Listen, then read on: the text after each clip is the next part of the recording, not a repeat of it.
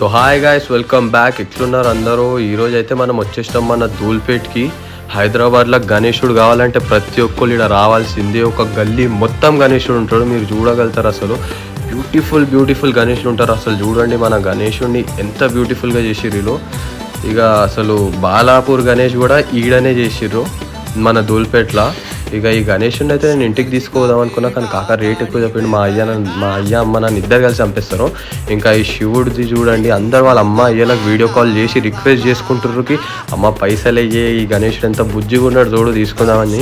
ఇక నేను కూడా అట్లనే ఫ్లోలో చెప్పులు ఇప్పేసి అన్ని ఇప్పేసి లోపల పోయి చూసుకుంటూ వచ్చిన.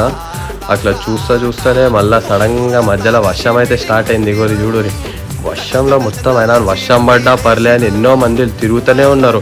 గణేశుడిని చూడాలి, గణేశుడిని ఇంటికి తీసుకోవాలని చెప్పేసి.